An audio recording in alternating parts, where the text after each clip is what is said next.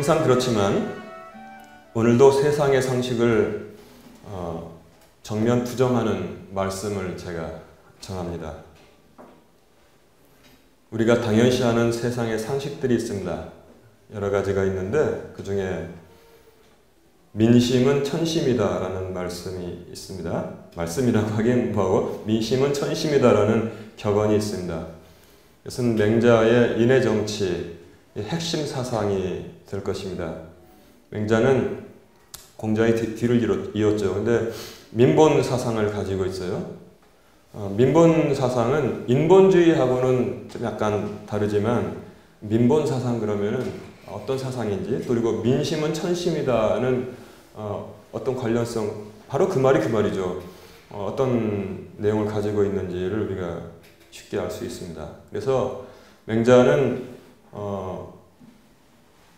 폭군이라면은 백성이 그를 권좌에서 내려오게 할 수도 있다는 사상을 가지고 있는 것 같습니다. 그리고 또 우리가 흔히 알고 있는 격언 중에서 군자는 대로행이다 그런 말도 있죠. 이것이 더 나가다 보면은 제가 80년대 대학을 다닐 때 읽은 신문의 사설을 읽은 기억이 나는데 민중은 하나님이다 라는 그런 사설의 제목이 지금도 어렴풋이 기억이 납니다. 유명한 신학자가 그런 주장을 했어요. 민심은 천심이다. 민중은 하나님이다. 그런데 얼마 전에는 우리나라의 어떤 공무원이 오히려 민중은 개, 돼지이다 이렇게 말을 했다고 하는데 여러분 어떻습니까? 민중은 하나님이다 라는 것이 여러분들의 가슴에 더 와닿습니까? 아니면 민중은 개, 돼지다 라는 생각이 더 여러분들의 마음에 수긍이 됩니까? 민중은 하나님이 될 수 있을까요? 민심이 천심이 될 수 있을까요?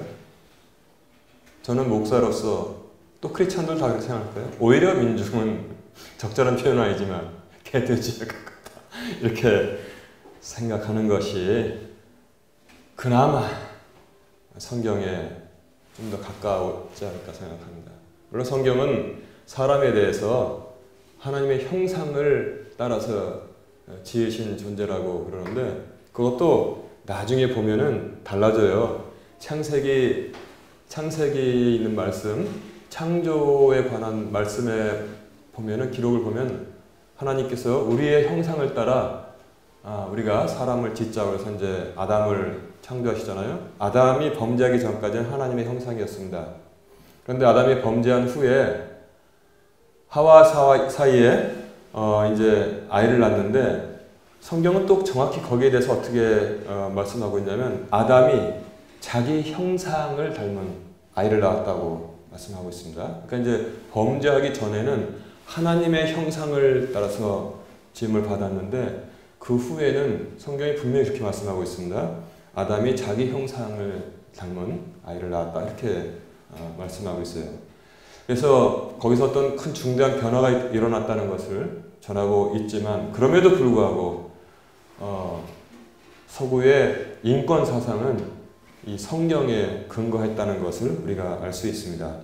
그래서 민심은 천심이다 이렇게 말하고 우리나라 동학 최재우의 사상은 인내천이라고 하잖아요. 사람이 바로 이 하늘이다 이렇게 전하고 있는데 성경은 절대로 그렇게 전하고 있지 않습니다. 그래서 아마 동학 인내천, 동학이라고 하고 당시에 서양에서 들어왔던 선교사들이 전했던 기독교에 대적하기 위해서 동학이라는 사상을 졌는데 아마 동서가 이렇게 갈라지는 것 같습니다. 민심은 천심이다. 우리가 상식적으로 얼마든지 이해를 합니다. 또 인내천이다. 또 심지어 더 나가면은 민중은 하나님이다 라는 생각도 아무 비판의식 없이 그대로 받아들일 수 있지만 이 모든 것이 말씀에 의해서 부서지고 깨어져야 할 것이라고 저는 생각합니다. 다니엘서 2장을 보면은 세상의 모든 왕국을 하늘에서 내려온 돌이 산산조각 내고 그 돌은 세상에 가득하다고 말씀하시는데 이 돌이 산돌, 리빙스턴 바로 예수 그리스도를 말씀하고 있는 것입니다. 그리고 시편 33편 10절에는 여호와께서 나라들의 계획을 폐하시며 민족들의 사상을 무효하게 하시도다. 이렇게 말씀하고 있는 것입니다. 오늘 말씀 마태복음 27장 11절부터 26절까지의 말씀은 인간의 법정에 서신 하나님에 대해서 전하고 있습니다.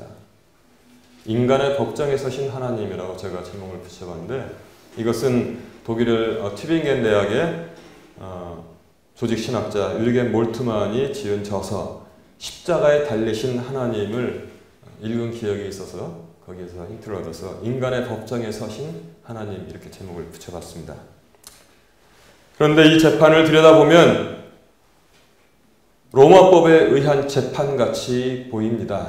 여러분, 로마의 12동판법은 저는 법을 전공하지 않았지만 법 전공한 친구들에게 들어보면 인류의 법 사상 발전에 있어서 굉장한 이 기여를 했다고 전하고 있더라고요. 우리가 학교 다닐 때 배운 것처럼 이에는 이, 눈에는 눈, 그런 거 법이 성경에 나와 있잖아요. 또 이제 성경 밖에도 함무라비 법전에 그런 정의관념이 있고, 그 다음에 중요한 것이 신명기 법전도 있고, 그 다음에 세상에는 로마 12동판법도 있고, 그 다음에 쭉 근대로 오면 나폴레옹 법전도 있잖아요. 이렇게 법이 쭉 발전하는 과정에서 로마 법은 굉장히 합리적인 그런 내용을 담고 있었습니다. 그래서 이 재판을 보면은 당연히 로마의 총독 빌라도가 재판장을 하고 있기 때문에 로마법에 의한 재판 같은데, 더 자세히 들여다보면 로마법에 의한 재판은 실패했고 소위 민심재판이 지금 진행되어 가고 있다는 사실을 알게 됩니다.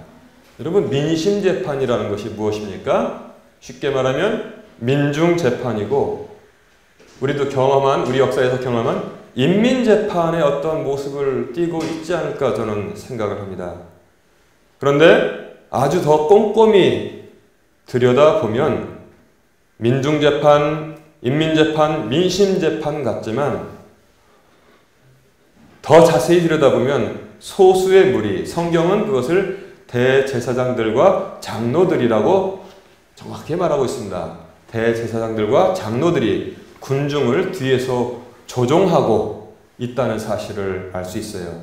군중을 뒤에서 조종하고 군중들은 대부분의 경우와 같이 죽여라를 지금 외치고 있는 것입니다. 이 와중에 로마 총독 빌라도는 이 사건을 나름대로 잘 파악하고 있었습니다. 그는 예수를 시기했기 때문에 넘겨준 줄 알았다고 이렇게 18절에 말하고 있어요. 그래서 그는 오히려 로마 총독 빌라도는 예수님께서 죄가 없으심을 알고 풀어주려고 제법 많은 노력을 지금 하고 있는 것을 성경이 우리에게 그대로 전하고 있잖아요. 우리가 읽어볼 수가 있습니다. 먼저 21절에 보니까 그는 명절 특사로 풀어주려고 시도했습니다. 그런데 그것이 잘못되었습니다. 할 수가 없었어요.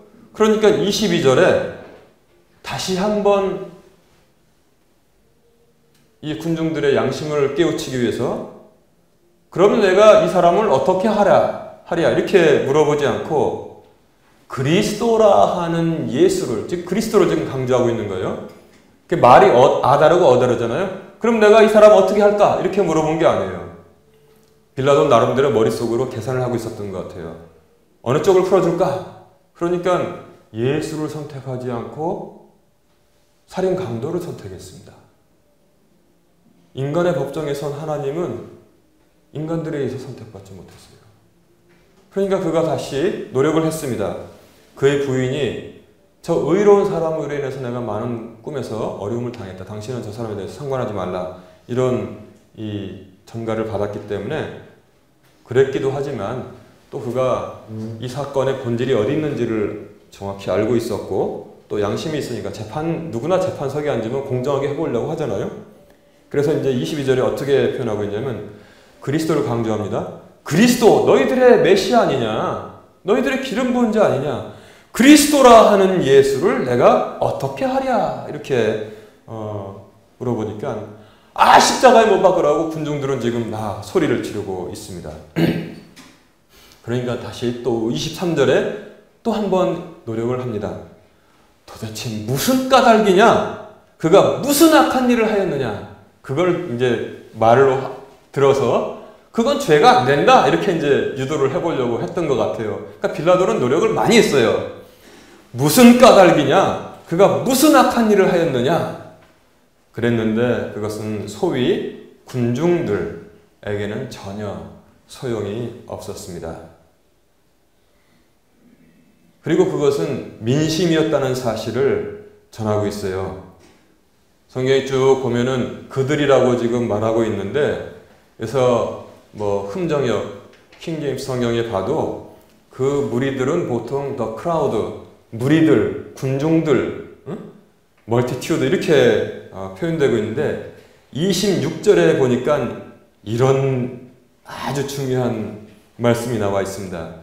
이에 온 백성이 라는 표현이 되어 있어요. 온 백성이 대답하여 그를 십자가에 못 박혀야 그는 십자가에 못 박혀야 할 것이다. 이렇게 외치고 있습니다. 온 백성이. 그래서 흠정역에도 보면은 all the people 이렇게 말하고 있습니다. 온 백성이. 이거야말로 완벽한 민심의 표현이 아니겠습니까? 온 백성, 즉 민심은 예수를 십자가에 달아 죽이는 것을 원하고 있었습니다.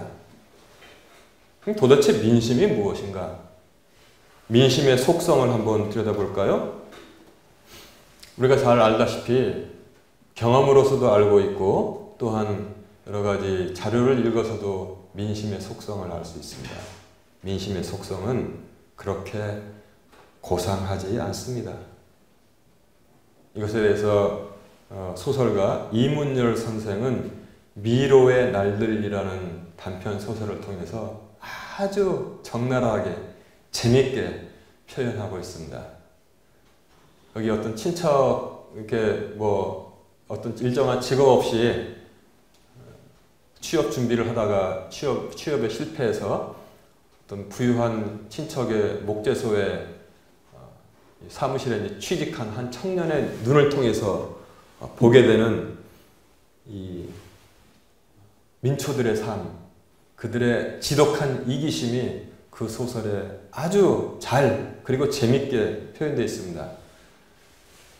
너무나 오래전에 읽은 소설인데 그래도 지금도 재미있게 기억이 납니다. 어디 시간 있으면은 이문열 선생의 미로의 날들 한번 읽어보시기를 제가 권합니다. 예나 지금이나 똑같았습니다. 그 군중들, 민심이라는 것은 그들은 메시아를 버리고 오히려 강도를 선택했다는 사실을 알 수 있습니다. 이에 대해서 이사야서는 따끔하게 말하기를 내 집은 만민의 기도하는 집이라 일컬음을 받으리라 하였거늘 그러나 너희들은 그것을 강도의 소굴로 만들었다. 이렇게 말씀하고 있습니다. 그들은 메시아를 선택하지 않고 살인 강도를 선택하였는데 옛날 이사야의 입을 통해서는 내 집은 만민의 기도하는 집이라 일컬음을 받으리라 하였거늘 너희는 그것을 강도의 소굴로 만들었다. 이렇게 말씀하고 있죠.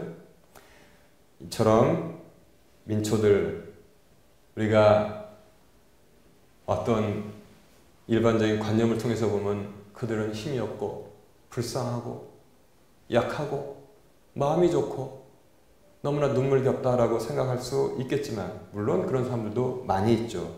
그러나 대부분의 경우 그들은 그렇게 고상하지 않다는 것입니다.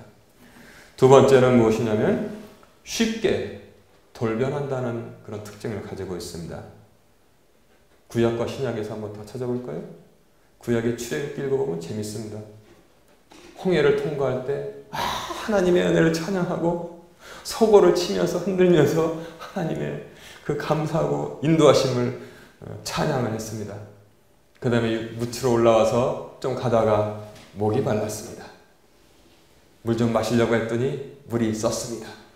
그러면 보통 양심 있는 사람들은 우리가 애굽에서 그렇게 죽을 고생을 하고 그리고 우리가 아이를 낳으면 그 귀한 아들을 낳으면 우리 손으로 직접 나일강에다 던져가지고 애를 죽였어야 하는 너무나 비참한 처지에 있었는데 이렇게 인도해 주시고 자유의 몸이 되게 하시고, 여러분 자유의 가치가 제일 소중한 거예요. 자유의 가치가. 우리에게 소망을 주시고 이 젖과 꿀 흐르는 땅으로 인도해 주시는구나. 물이 좀 쓴 거 그거 어떠냐? 쉽게 말해서 설탕 타 먹으면 되는 거지. 설탕 없으면 뉴스가 타 먹지. 그렇게 말할 수 있을 것 같은데 그들은 곧바로 분노를 표출했습니다. 목말라! 그 다음에 더 가다가 무엇을 또 불평합니까? 고기가 먹고 싶다는 거예요. 고기. 그들이 또 그리고 헛소리를 합니다. 우리가 애굽에 있을 때에는, 우리가 애굽에 있을 때는, 자기들이 애굽에 있을 때 뭘 그렇게 잘 살았는데요? 애 낳아가지고 귀한 고추 달린 아들 나오면은 들고 가서 던져야 돼요, 강에다가. 안 그러면 자기가 죽든지 어마어마한 형벌을 받겠죠. 그게 얼마나 비참한 인생입니까? 그런데 그들은 왜곡된 기억을 가지고 있어요. 우리가 애굽에 있었을 때에는 우리가 고기 가마가 곁에 있었고 마늘과 참외와 부추, 수박 같은 걸 먹었는데 여기서는 이 만나밖에 없고 야 이거 못 살겠다. 이렇게 지금 돌변하면서 툭 하면은 모세에게 돌 들어가지고 던지려고 했던, 어떻게 보면 좀 순화시킨 표현은 양심 없고 좀 직설적으로 표현하면 아주 파렴치한 것들을 다 모아놨다는 생각을 하게 됩니다. 신약에서는 어떻습니까? 예수님께서 예루살렘에 들어오시기 전에 광야에서 오병이어의 기적을 베푸시니까 그 빵을 얻어먹은 사람들이 득달같이 예수님을 쫓아오고 있었습니다. 언제 그렇게 많은 무리들이 예수님을 쫓았습니까? 호수 건너서 반대편으로 가니까 거기까지 먼저 쫓아왔어요. 그러니까 우리 지금 하는 말로 득달같이 쫓아와가지고 먼저 인사를 합니다. 라비어 이제 오시나니까 눈이 반짝반짝반짝 해가지고. 왜 그랬어요? 빵이 저기 있다는 거예요. 그러니까 주님께서 말씀하시기를 저들이 나를 쫓는 이유는 뭐라고 그랬어요? 복음을 듣고서 하나님 나라에 대한 소망으로 쫓아온다고 그랬습니까? 아니에요. 이는 저들이 빵을 먹고 배부름이라 그렇게 말씀했습니다. 이처럼 민중은 고상하지 않습니다. 예수님을 그렇게 쫓다가 예루살렘 성에 나귀를 타고 입성하니까 뭐라고 외쳤어요? 종려나무를 잘라가지고 와서 흔들면서 호산나! 다윗의 자손이여 호산나! 하면서 이렇게 예수님을 환영했습니다. 그런데 며칠이 지났습니다. 이 백성들의 호의가 딱 언제까지 지속되었냐면 26장, 마태복음 26장 47절에 예수님께서 잡히시기 전까지 딱 그때까지만 유지됐다는 사실을 우리가 알 수 있습니다. 예수님께서 공권력에 의해서 잡히시기 전까지 그때는 예수님을 좀 환영하고 또 그리고 영접하는 호의의 분위기가 있었습니다. 그런데 예수님께서 딱 잡히시니까 모두가 등을 돌렸습니다. 여러분 꼭 이거 2000년 전에만 확인할 수 있는 그런 경향입니까? 2000년대인 대한민국에서도 어느 나라에서도 그대로 우리가 지금도 다 확인할 수 있는 그런 민중들의 경향인 것입니다. 며칠 지나서 잡힌 다음에 며칠 지나니까 호산나 다윗의 자손이여가 뭘로 바뀌었어요? 그를 십자가에 못 박혀 죽여라 이렇게 지금 소리를 지르고 있는 것입니다. 이처럼 민중의 속성은 무엇이냐면 아까 제가 대제사장들과 장로들이 뒤에 배후에 있다고 했지만 쉽게 선동을 당하는 그런 속성을 가지고 있습니다. 프랑스 대혁명이 그랬습니다. 우리가 학교 다닐 때는 무슨 뭐 어마어마한 국고의 낭비가 있어가지고 프랑스 이 국민들이 못 살게 돼가지고 먹을 빵이 없어가지고 거리로 몰려 나온 줄 알았어요. 그런데 그 후에 역사가들이 다시 또 역사적인 조사를 해가지고 내놓는 것은 뭐냐면 선동당했다는 것입니다. 그때 유명했던 거짓말이 뭐예요? 우리에게 빵이 아니면 죽음을 달라! 백성들이 외쳤어요. 그랬더니 마리 앙뚜아네트라는 예쁜 이 이 누구예요? 왕비가 뭐라고 말했다고 합니까? 빵이 없으면 케이크를 먹으면 되지 왜 빵만 찾느냐. 이게 여러분 상식적으로 이해가 갑니까? 그러나 그들은 그 말에 선동을 당했습니다.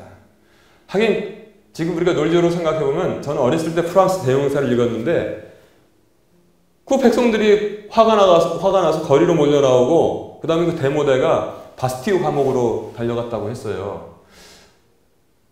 빵이 아니면 죽음을 달라. 지금 얼마나 많이 굶고 사람들이 나왔을까요? 그런데 그 군중들의 묘사된 그걸 보면 힘이 없는 사람들이 아니에요. 빵을 못 먹었으면 집에 누워가지고 깔딱깔딱 하고 있었는데 그들은 거대한 폭도가 되어서 거리 밖으로 쏟아져 나왔다는 것입니다. 이것만 봐도 그냥 단순히 어렸을 때 읽은 거하고 지금 생각해보면 약간 다르다는 것을 우리가 알 수 있습니다.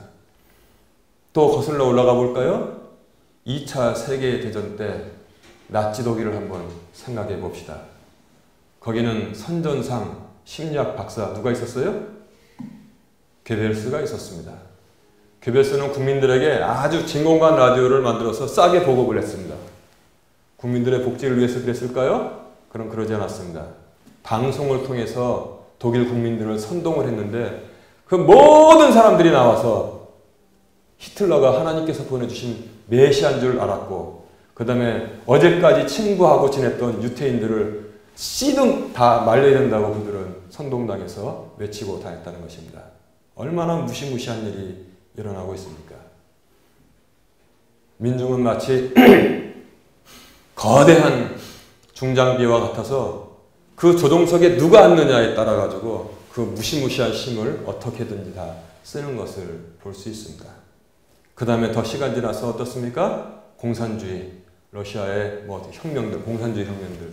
중국에서만 얼마나 죽었어요? 어마어마한 사람들이 말도 안 되는 이유 때문에 죽었던 것을 볼 수 있습니다. 이처럼 군중들은, 즉 민심이라는 것은 이성을 잃으면 몹시 폭력적인 것을 우리가 알 수 있어요. 이 폭력을 당시 세계 최강의 군대, 로마의 군단을 지휘하고 있었던 빌라도도 막기에 겁을 먹기 시작했습니다. 그래서 빌라도가 생각하길 자기가 어떻게 예수님을 살려볼까 했는데 안 되고 도리어 밀란이 나려고 하는 것을 보고 그가 어떻게 했습니까? 자기 아내의 권고를 듣게 되었다는 것입니다. 그런데 재밌는 것은 빌라도가 이것과 나는 상관이 없다라고 상징적인 행동을 하는데 그는 유태의 신명기 법전에 따라서 그 행동을 하고 있다는 것입니다. 로마의 관습에는 손을 씻음으로 인해서 이것이 나와 관계가 없다는 것을 표현하는 그런 관습은 없었습니다. 그러나 빌라도는 유태인들의 관습에는 손을 씻는 것, 어느 집에 들어가면 손을 씻고 발을 씻고 밥 먹기 전에도 그런다는 것, 신명기에 나와 있다는 사실을 어떻게 빌라도가 알고 있었다는 것입니다. 전혀 로마인들이 하지 않았던 그런 행동을 빌라도가 하는 것을 볼 수 있어요. 그는 물을 가져오라고 명한 다음에 그들 모두 앞에서 손을 씻습니다. 그리고 말합니다. 이 자의 피에 대해서는 나는 상관이 없으니 너희가 당하라. 이렇게 말하고 있습니다. 너희가 당하라. 근데 이 말도 재밌어요. 너희가 당하라. 가룟 유다가 은 30을 받고 예수님을 팔았는데 그는 뉘우쳤습니다. 그래가지고 다시 그 은 30을 가지고 누굴 찾아갔습니까? 대제사장들을 찾아갔습니다. 그리고 내가 의로운 사람을 팔았다. 이 돈을 다시 너희들에게 돌려주겠다라고 뉘우치고 돈을 내밀었을 때 대제사장들이 뭐라고 그랬습니까? 이것이 우리와 무슨 상관이 있느냐? 내가 당하라 그랬습니다. 내가 당하라. 재밌잖아요? 그랬더니 이 군중들이 소리칩니다. 그 피를 우리와 우리 자손들에게도 돌리소서 이렇게 말하고 있습니다. 이 폭력화된 군중들이 얼마나 무서우면은 구약에도 있잖아요. 모세의 형인 아론도 백성들의 이 압력을 받아가지고 금송아지라는 우상을 만들었던 것을 출애굽기가 그대로 잘 기록하고 있지 않습니까? 현대의 지도자들도 마찬가지일 것이라고 생각합니다. 이제 말씀을 정리합니다. 우리가 당연한 듯 받아들였던 상식, 민심은 천심인가? 오히려 그 반대로 해석하는 것이 옳을 것이라고 생각합니다. 그래서 더더욱이 민중은 하나님이다. 민중의 뜻은 하나님의 뜻이다라고 외치는 것은 굉장히 반성경적이라는 사실을 우리가 알 수 있습니다. 주께서는 분명히 모든 민족들의 사상을 폐하실 것이라고 말씀했는데 우리가 세상에 떠도는 상식과 세상의 사상에 압도되어서 주 앞에 그것을 가지고 나온다면 주께서 기뻐하실까? 우리 생각을 해봐야 될 것입니다. 구약의 민중을 봐도 신약의 민중을 봐도 전혀 하나님 뜻에 합하지 않고 오히려 항상 반대로 나갔다는 것을 우리가 알 수 있어요. 그들은 메시아를 거부하고 살인 강도를 선택했습니다. 구약의 민중들의 하는 것을 안타까이 여겨서 소수의 예언자들이 민중을 향해서 하나님의 말씀을 선포하고 경고했던 것을 우리가 얼마나 많이 읽어볼 수 있습니까? 그리고 온 나라가 하나님을 떠나서 배신했을 때 하나님께서는 바알에게 무릎 꿇지 아니한 7,000명을 남겨두셨다고 했습니다.